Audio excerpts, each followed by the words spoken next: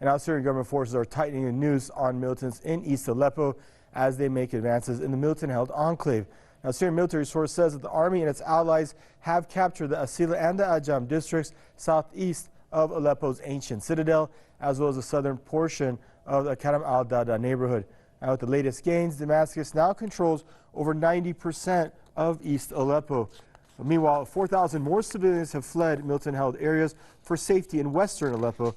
Liberation of Aleppo will be the biggest victory for President Bashar al-Assad in more than 5 years of conflict with foreign-backed militants and Takfiri terrorists. And now joining us is Mr. Max Igan out of Brisbane, radio host and political commentator. For more on this story, hello, Mr. Igan. Thanks for joining us on Press TV's Top 5. Now, your take on the importance of Aleppo's full liberation for Syria and the blow it'll have, or the blow it will be for foreign-backed militants, their morale, and obviously their sponsors.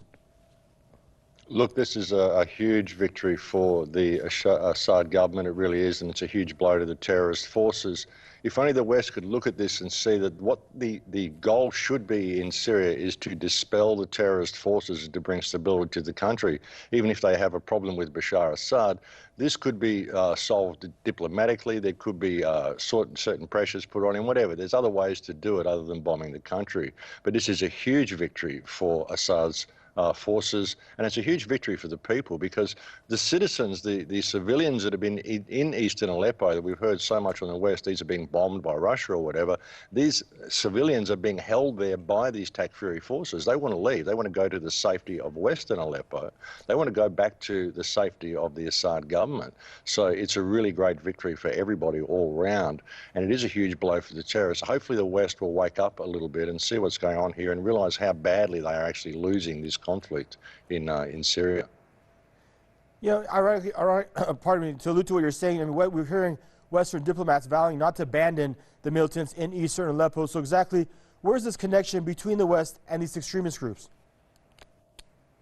Well, you know, these extremist groups are all backed by the West. That's the problem. What people have got to understand, what's going on in Syria is not a popular uprising. It's not a civil war as we've been presented. What is happening in Syria is an invasion. It's a covert invasion using a terrorist force. You know, a force that was cooked up in Iraq and in Libya and simply sent across the border into Syria to wreak all this havoc. And they claimed it was a popular uprising. It's not. This is a terrorist army, a mercenary army that is being fully funded by Western nations, like they're all in cahoots with it. It's hard to even pinpoint who the real one to blame is. I mean, of course, America's got a big hand in it, but so does England, so does France, so does Saudi Arabia, so does Israel. There's a lot of countries involved in this. I mean, I think they've even been getting support from Morocco. So, I mean, it's all over the place where this support's coming from. So it's hard to pinpoint where it is. But what people need to understand is that this is a terrorist invasion. It's a covert invasion, and it's about regime change. And what we need is, you know, the war on terror is supposed to be about fighting terrorism, but it isn't. It's creating terrorism, and Syria is a prime example of that.